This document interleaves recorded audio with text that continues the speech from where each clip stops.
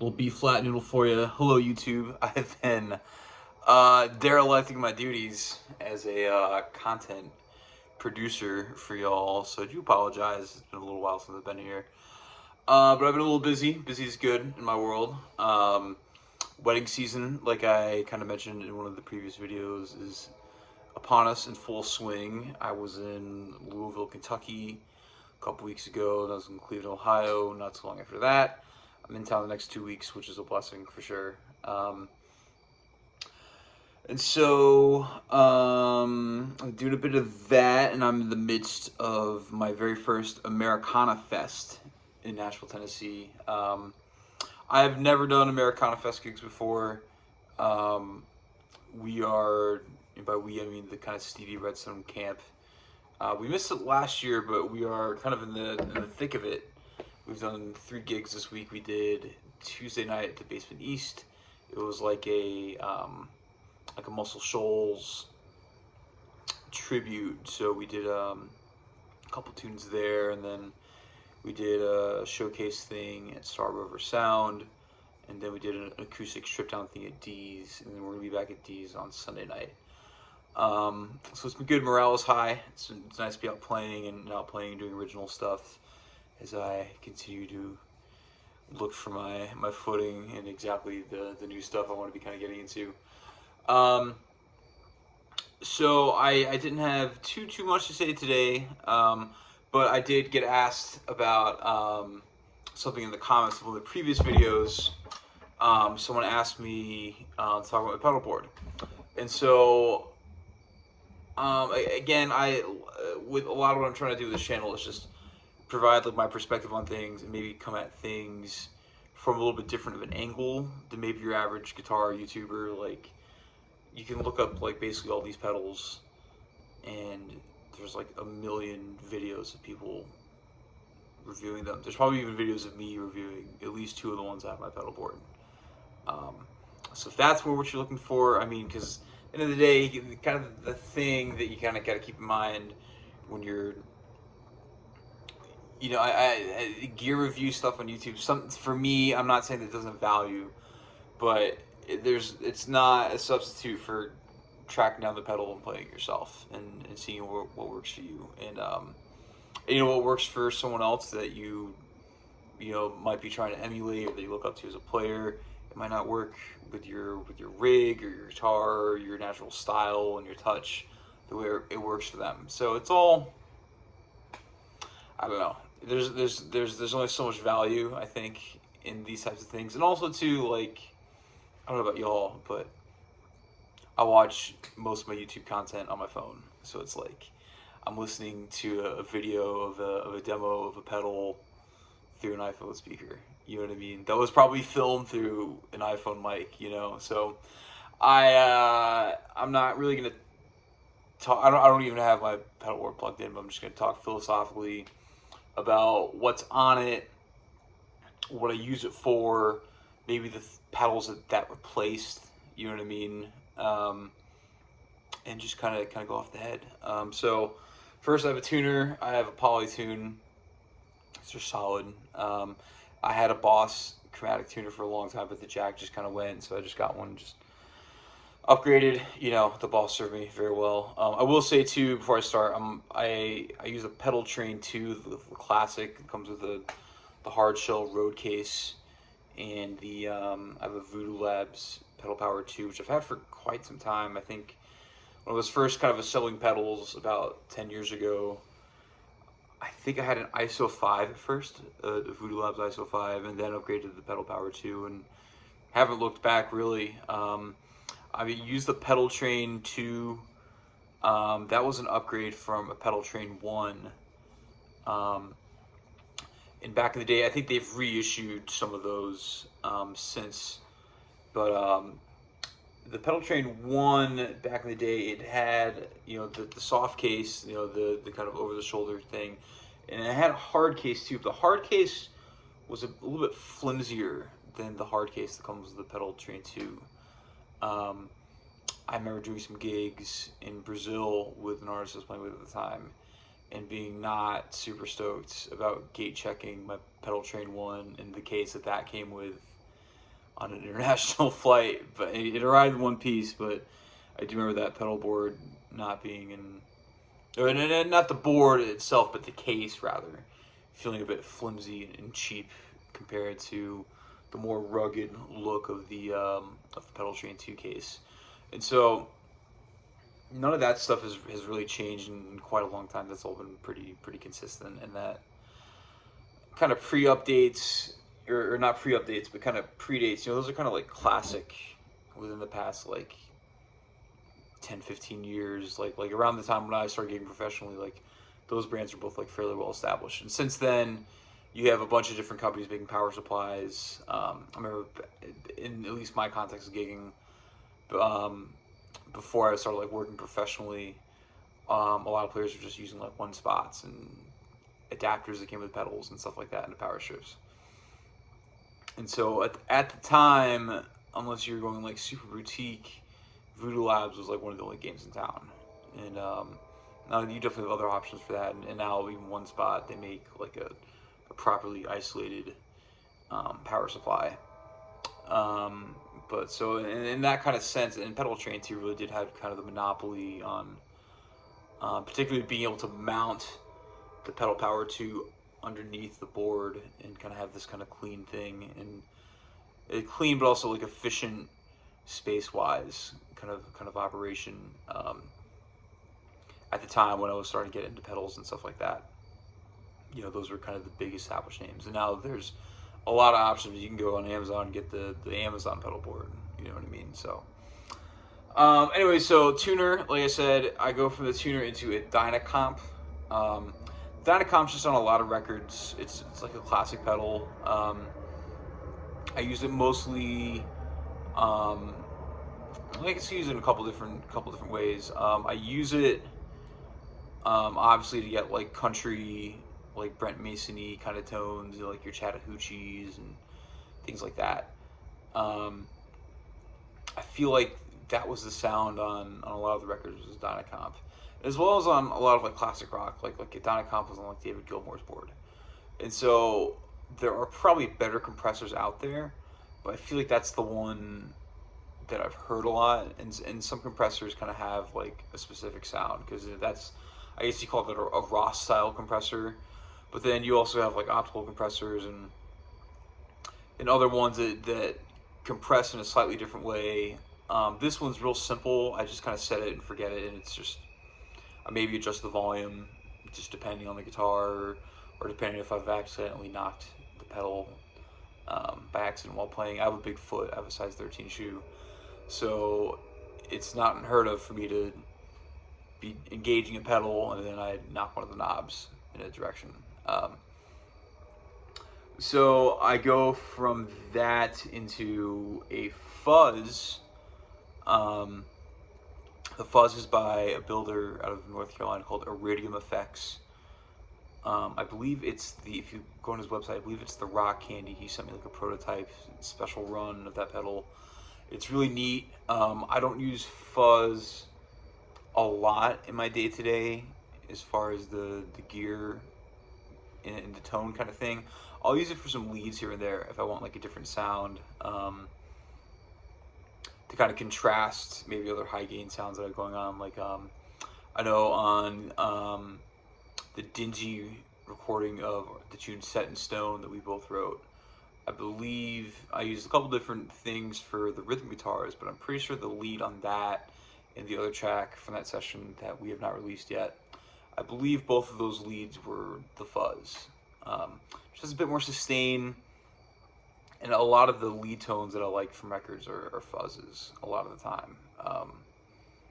As far as that like kind of soaring David Gilmour, kind of blues rock, kind of sustaining kind of tone, I do like a fuzz from that from time to time for sure. I wish I had more opportunities to play like, stoner metal, stuff like that. I wish I was playing sleep tunes on these wedding gigs and on Lower Broadway and things like that. Then I could really, really utilize it. But alas, that has not happened yet. Maybe it will one day, but it hasn't happened yet. I will say I also like to use it sometimes if we're doing like a pop tune, like if we're doing like Party in the USA or something like that. to kind of, fill the sound out a bit more in a different type of way than just like a high gain distortion pedal would do. I feel like fuzz is almost more mainstreamed in modern music with bass and even synth sometimes, or even some synth sounds they're a bit hairy and a bit fuzzy.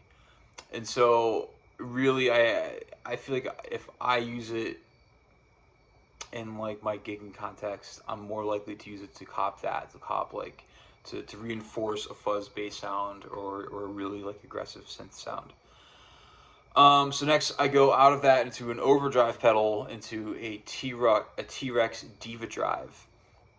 Really interesting pedal. I believe I traded a full tone full drive for this pedal.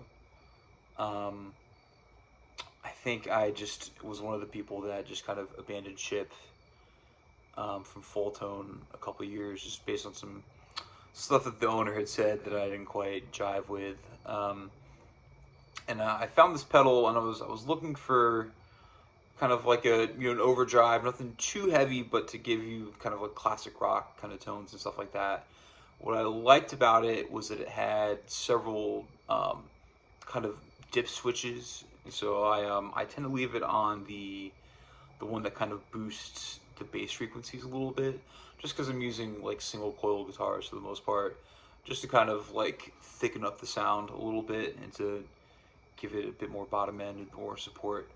But one thing that also really intrigued me, and the thing that intrigues me with the concept of like drive pedals and things like that, is it has a blend knob. And so I tend to have the blend knob at about noon, so I'm getting a pretty even split of my clean sound of the guitar, through the compressor, maybe not through the compressor, depending if I have that on or not, combining with the overdrive. And I think that just brings out a certain type of richness that you get beyond just having a volume and a gain on an overdrive pedal. I'm not like a scientist as far as the physics and the harmonics and yada yada yada, but I do believe that there's something there. I feel like my approach to tone is very superstitious. You know what I mean? My approach to guitar technology is very much that of of medieval peasant and their approach to the material world. You know what I mean? A lot of hearsay, a lot of probably just a thing I heard once that I've indoctrinated inside my head that may not actually be true. And one of the things that I kind of associate that blend thing with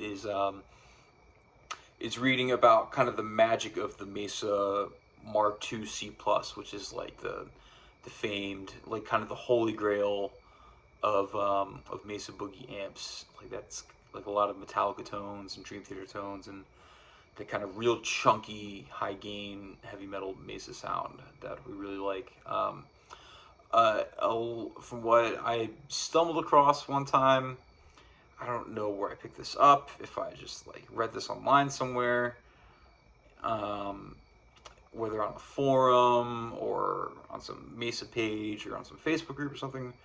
But a thing that I'd heard and that is rattling around my brain that I associate with that amp for some reason is that you are kind of blending the kind of clean preamp with also like the distorted circuit. Like it's not like just the distorted preamp. Like there is some kind of blend of the clean sound and the dirty sound going on, which is for some reason that's stuck. And so I'm definitely very intrigued by the concept of the blend on that.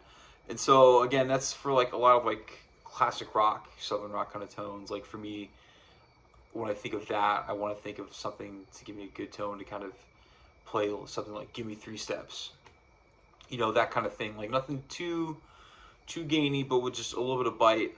And that's actually when I'm playing with CV Redstone.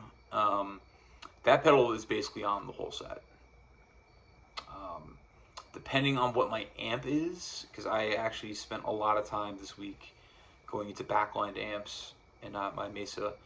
I'll have the compressor on before it. Like if I'm playing through like a deluxe reverb or like a hot rod DeVille or something like that, I feel like the notes coming off the speaker of those amps tend to decay a little bit faster, and my tone doesn't compress naturally coming out of the amp quite as much as I would like it to when I'm playing through like a deluxe or hot rod DeVille or something like that.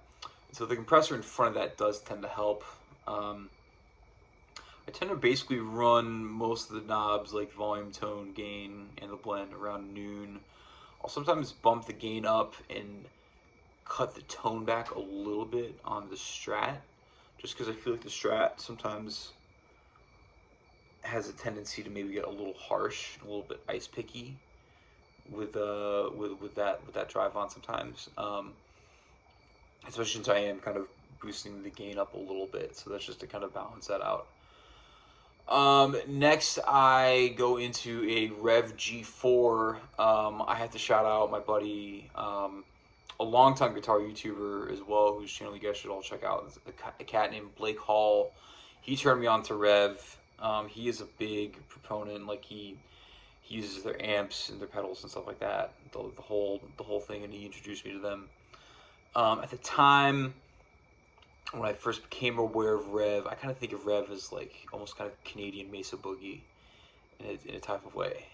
They do that kind of, let's call it North American kind of high gain kind of sound, and I was using the Dirty channel on my Mesa. It's a DC5, which I don't think I've done a super deep dive video about that amp yet.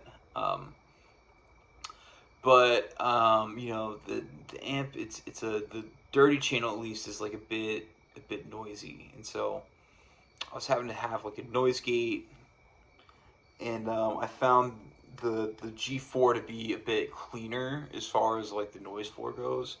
So that's something that's been really nice for me. That has another like tone dip switch kind of thing as well, which is kind of fun. I think I use the blue mode. And so that's based off of the Rev Generator 120, which is one of their amps. It's like a big 4-channel amp. And I believe their overdrive pedals, like the G2, G3, and G4, are based off of the channels of that amp. And each have like kind of different characteristics. The G4 is the red one, and emulates the red channel. So that's kind of cool. I think the other ones just have a little bit different characteristics, but this one sounds really great for like rhythm stuff. And you know, I don't need this sound often, but it's one of those things that like when I need it done well. That kind of chunky, high gain kind of sound, to where I don't think like a DS1 or a Rat would quite get me in the ballpark of exactly what I'm looking for. You know, those kinds of things maybe approximate it, but that one really satisfies me. You know, there's just a certain kind of chunkiness, which again, I'm not plugged into an amp or the board where you hear that. But there's a certain kind of chunkiness that I need to have with a palm mute that is kind of, you know, that kind of Metallica thing a little bit. And again, I don't need it all the time, but I need to have it readily available for when I find that I do need it. So then I go from that into an exotic RC Booster V2. This is the one that has the 2 buttons. A great pedal. This one is also always on. One side of it is always on, and I use the other side of it as my solo boost or clean boost. I have kind of an internal dilemma as to what to do with my boost situation. I do wonder sometimes if I'm better off getting just a normal RC booster, like the white one. This one is this kind of like chrome, kind of reflective thing, that is very much colored like whatever dust is on the bottom of my shoe, if I'm being entirely honest.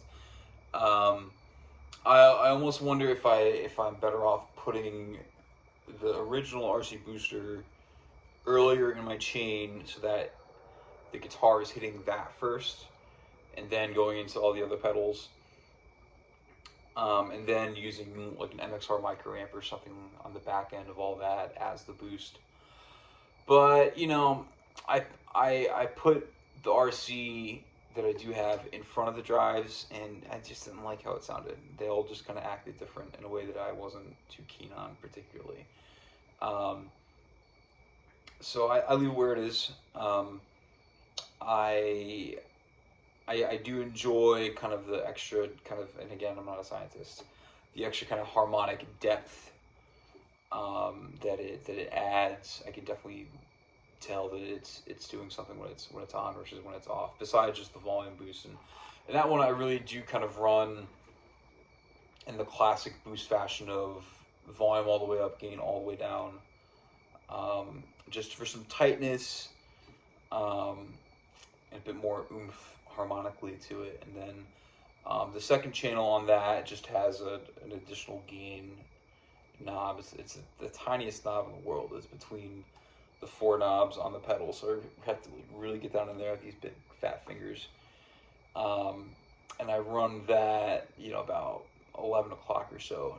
Just to pop up for solos and important lead lines and stuff like that in tunes.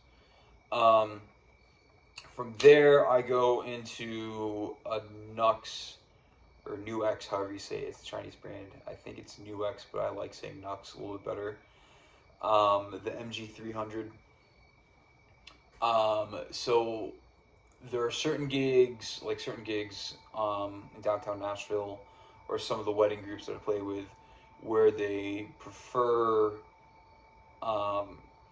having a quiet stage and not a lot of stage volume. And so I use that pedal because it has some pretty decent amp models in it, as well as effects and delays and other things like that, and drives even. I find that it's because there's only two buttons on it, like two foot pressing buttons, that it wouldn't be super conducive to like having a bunch of different sounds and music live on it. So if I am going direct, I have it's basically like a Mesa Mark 1 sim, and then I have a Celestion V30 IR, and it sounds like a guitar. I'm pretty happy with how it sounds. It has like an EQ on it, so I can EQ and adjust certain things. And a thing that I do like about that unit compared to other model units and stuff like that is that it has an expression pedal built into it. And so when I guess if I am or I'm not using an amp, if I am using an amp, I bypass the amp sim. If I am using the Mesa or a backline, I bypass the amp sim, and it leaves the volume pedal on still, so that way I can do swells if I so desire. And something nice about the positioning of that too that I like a lot is that the volume pedal is after my overdrives and distortions and things like that. So that what that means is that I can have those drives on and do a volume swell, and it's swelling in the fully distorted sound. And that contrasts with some players, especially some Nashville players that have the volume pedal like dead first in their rig. And so that way it's affecting the level of your guitar signal that's going into those pedals. And so I like swelling in with the already gained up guitar sound. You know what I mean? And I'm bringing in the sound that I want after the distortions and things like that. And that makes me happy. Even if I don't have to use that all the time, it's nice knowing that when I'm coming in volume wise, it's not like the gain is ramping up as I do that. It's the signal of the already gained guitar. To me, that's remnant of remnant. I don't think that's the right word. To me, that's reminiscence of certain like Dream Theater sounds, or like say I'm playing "Don't Stop Believin'" or "Pour Some Sugar on Me." Those are both tunes that have these kind of swell moments where it's desirable, I think at least, to be swelling in with the guitar already gained up. So it's nice to have that. It's a nice little plus on the Nux. I go out of the Nu X into a delay pedal. It's the Visual Sounds dual tap delay. I actually have like a fairly in-depth review of that pedal, that and the Rev G4 that you can find on my channel if you dig around. I like this pedal a lot. Like, my good friend Chris Malone has this pedal and had it for a long time on his bass pedal board. I remember really, really liking it. We really do live in a golden age of guitar pedals, particularly delays. Like, there's so many pristine, real high end delays, and I think this one for me, it it's maybe a bit big as far as the footprint on the pedal board, um, but it does more than like what having just like a carbon copy or like a DD5, like where you just have like one sound at a time, because there are like the two delays stacked next to each other. It does more than that without the 1,000 options that I don't need, frankly, that you would get from like a higher end TC or from like a Strymon or an Eventide or something like that. Like, I don't need MIDI routing. I don't even really need stereo, if I'm being honest. I mean, maybe it's a bit gauche, but I don't really need stereo. I just like to have two different delay sounds and tap available to me. And most of the time, I'll only even use one delay sound. I just use this kind of like spacey, Gilmore-ish kind of analog delay sound. But I can have that on one side, but then also have like slapback on one side, or have like kind of a dotted eighth, the edge kind of thing. Or I can combine both sides of that if I really wanted to, and really actually properly nail the edge tone. I don't know how to say that many of those in a row, because what that is, I believe, is that's two delays and one's a quarter and then one's a dotted.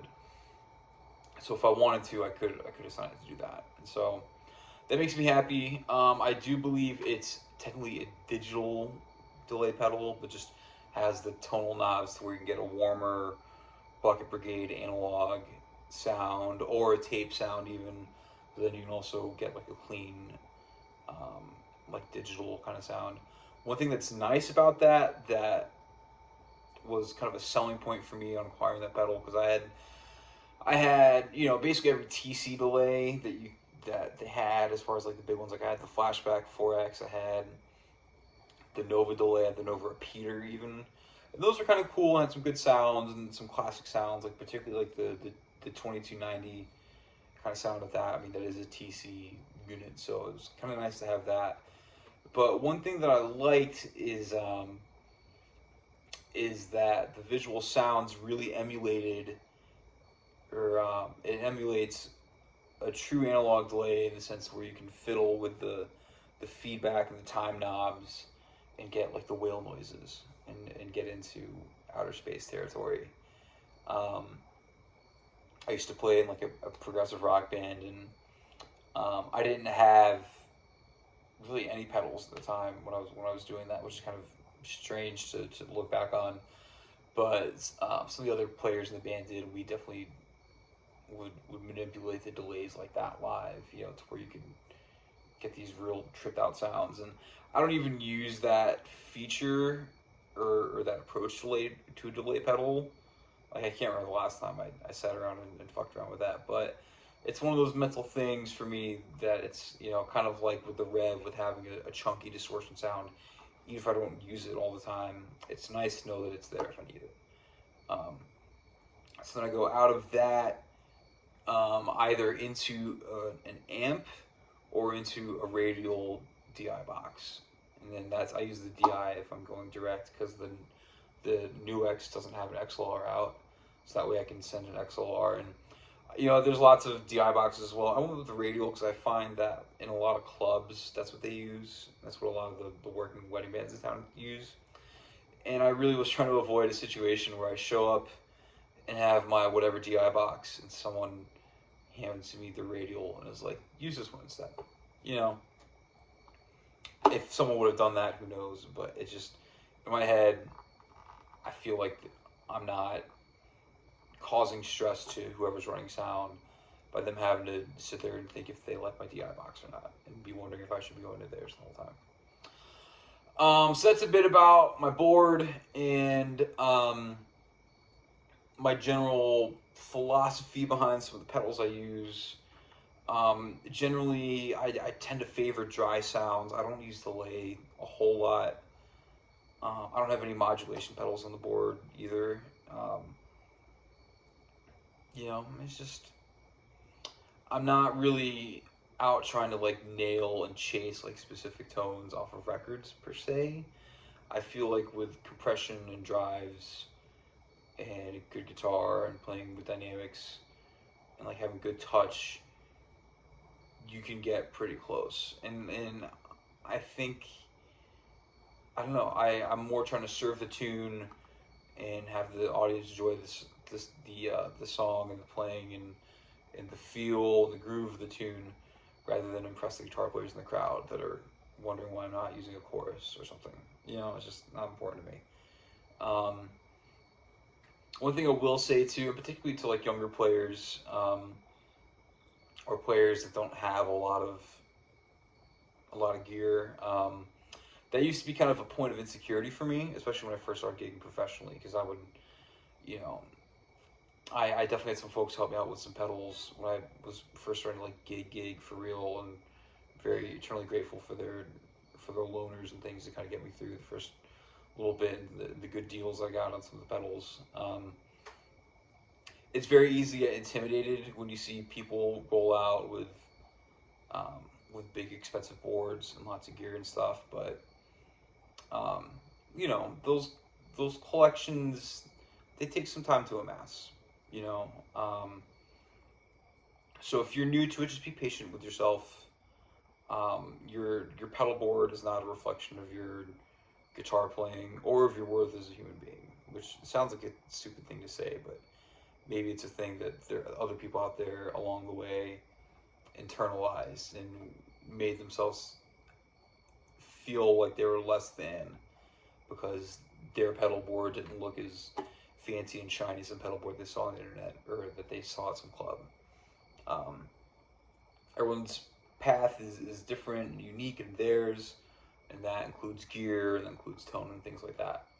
Um, uh, it's taken me a long time to amass the pedals that I have. It's been via trading and looking for good deals and just being gifted some here and there.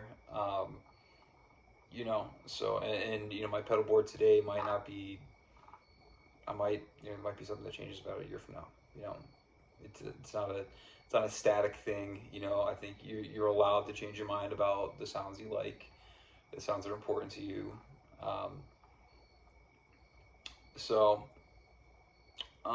yeah, it's just a bit about pedal board philosophy from yours truly. Like and subscribe if you enjoyed this video and if you would like to see more guitar content. Thank you to the user that commented and was asking about pedalboard stuff because that's why I did this tonight. I do still want to get on here and maybe talk about some books that have influenced me, whether they be like song catalog books, um, or like music biographies or instructional books or religious texts or various things that have influenced me and have seeped into my playing. That's something that's kind of in my head. Um, Maybe some more gig report kind of stuff. Um, this was kind of that, I guess, because I did mention Americana Fest, and that's relevant too because my board was in several different situations with using the backline amps. So it's important to know your gear and know how it reacts to other amps, and to know how to troubleshoot if something's not coming off the way you want to when you're not playing on your home turf, so to say. That's definitely a lesson that's taken me some time to learn, and I think I've made some headway on that this year for sure. To where going into a back line, I have a game plan a little bit, or I'm not as thrown about the notes kind of hanging on my fingers a little bit different. All right, well, thank you for watching. I will be here again with y'all very soon. Thank you.